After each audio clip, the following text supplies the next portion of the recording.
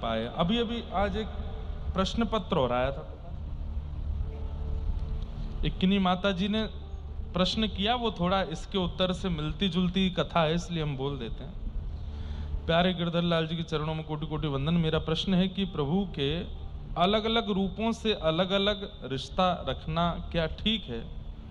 जैसे राधा रमण जी से कोई रिश्ता, राधा वल्लभ जी से, कुंज बिहारी जी से, हमारे राधा गिरधर लाल जी से, पंढरी नाथ जी से, द्वारिकाधीश जी से, जगन्नाथ जी से, सबसे अलग अलग रिश्ता रखना, ऐसा माँ का भाव है।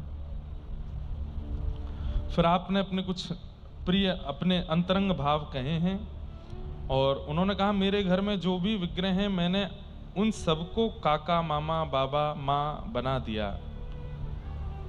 ऐसा तो नहीं हो पाती सबकी, पर सेवा तो नहीं हो पाती सबकी, पर बात बहुत भाव से करती हूँ। क्या मैं सही हूँ? बाल रूप में ठाकुर जी भी उन्हीं की सेवा करती हूँ या? अब हमारी बात आप थोड़ी ध्यान से सुनिएगा। संबंध एक तरफ से नहीं बनता, दोनों तरफ से बनता है। जैसे हमारे आचार्य चरण श्री रामानुजाचार्य जी ने दक्षिण भारत में ठाकुर जी से 4 संबंध बनाए।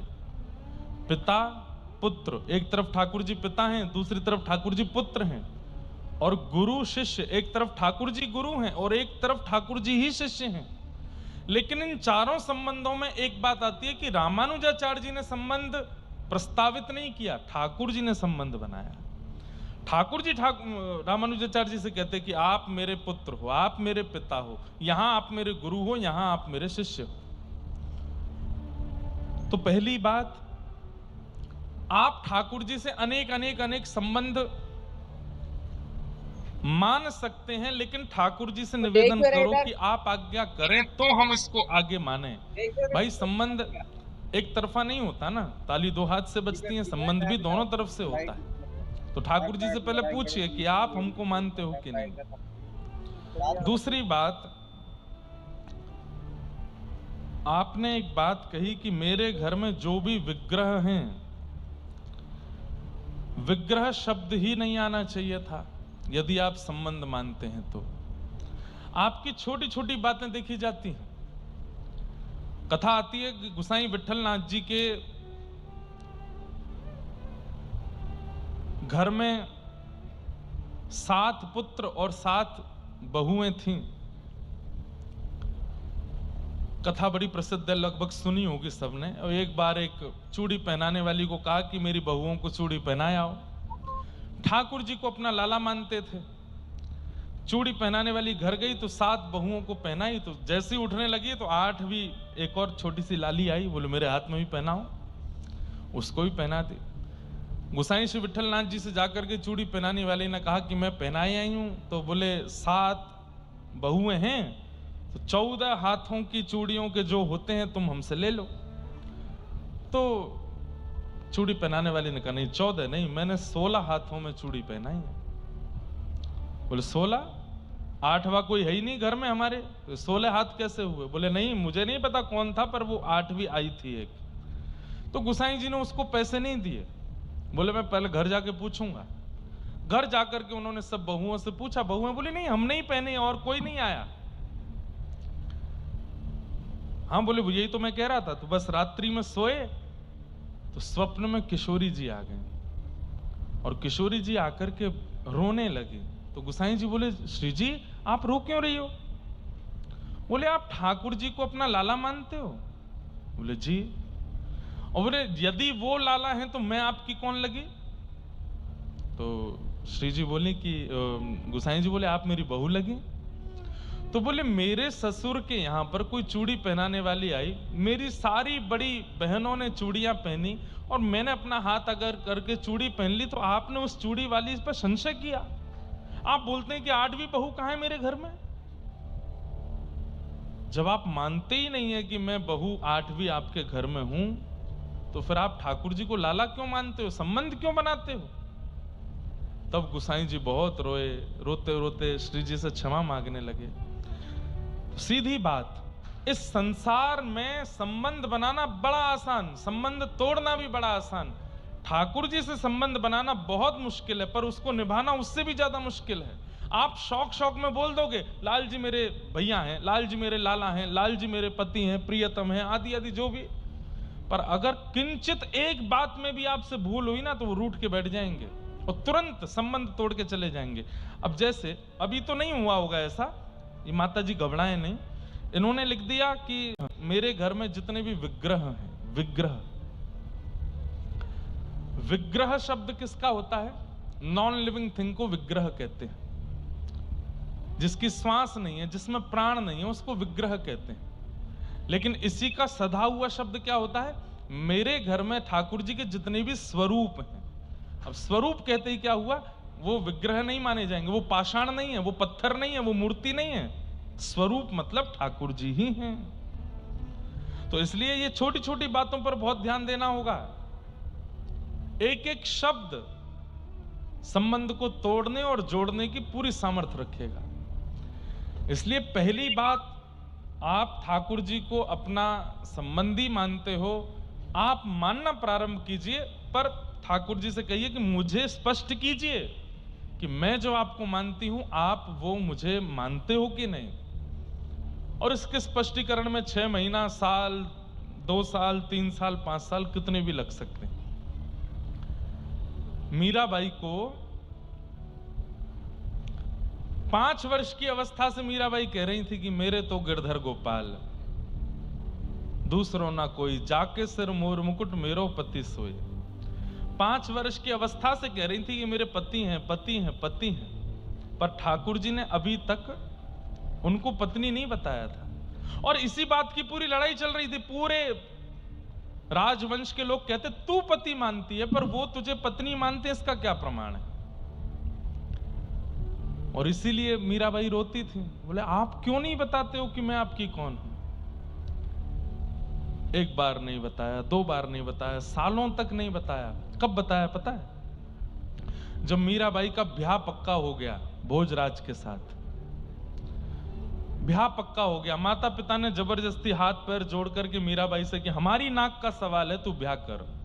और तब मीराबाई कहती ठीक है मैं ब्याह करूंगी। और तब वो रूठ करके ठाकुर जी से कहती हैं अब मेरा कोई और वर्ण करने वाला है, कम से कम अब तो स्पष्ट कर दीजिए। और ठीक विवाह होने से 1 रात्रि पूर्व जब मीराबाई सोती हैं, तब स्वप्न में ठाकुर जी सेहरा पहन करके आते हैं और आकर के मीराबाई के साथ ब्याह रचाते हैं।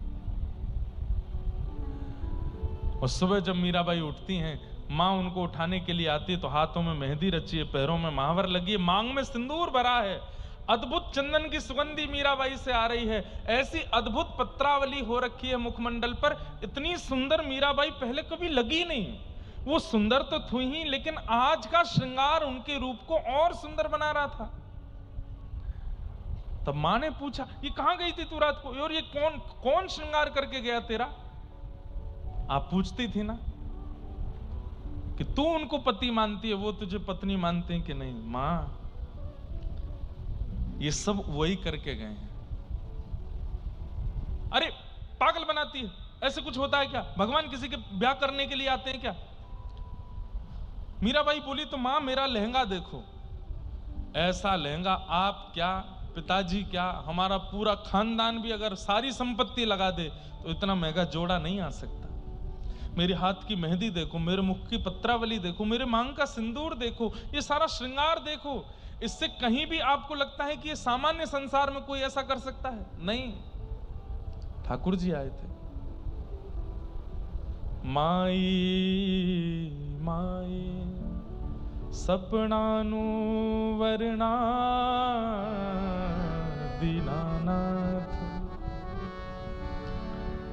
56 कोटा जना पधार्या, 56 कोटा जना पधार्या, दुल्हो श्री ब्रजनाथ,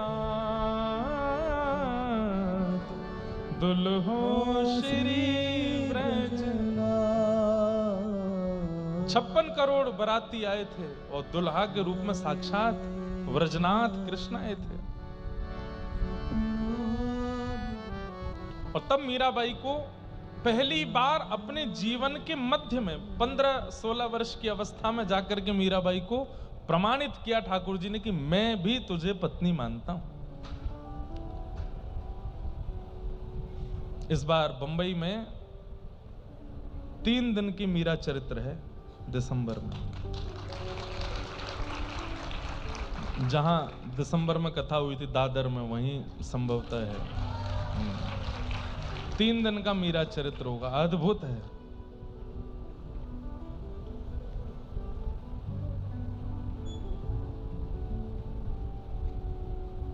बहुत अद्भुत। तो हम क्या कहना चाह रहे थे कि संबंध आप मानते हो। कई माताएं मेरे तो लाला हैं, मेरे तो लाला हैं ठाकुर जी, मेरे तो अरे ठीक है, आपके लाला हैं, एक तो प्रचार मत करो, और दूसरा ठाकुर जी को प्रमाणित करने दो कि हां ये भी मेरी मैया है।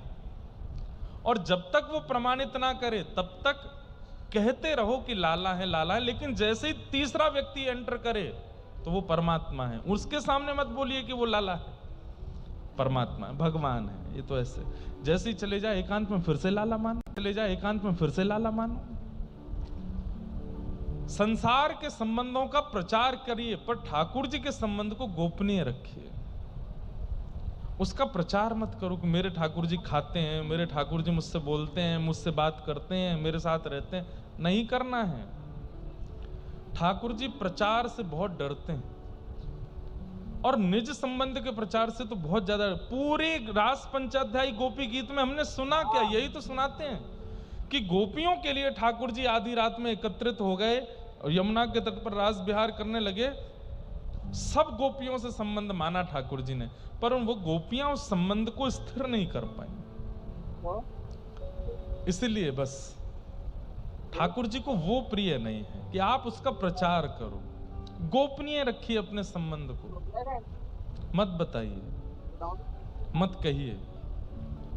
तो जिन माता जी का ये भाव है, उनसे हमारी प्रार्थना कि आप ठाकुर जी से अनेक संबंध मानो, अच्छी बात है। किसी को बाबा, काका, मामा, चाचा, जीजा, जो मानना है मानो, पर उसको गोपनीय रखो और प्रतीक्षा करो कि ठाकुर जी किसी ना किसी संकेत से उत्तर देवें।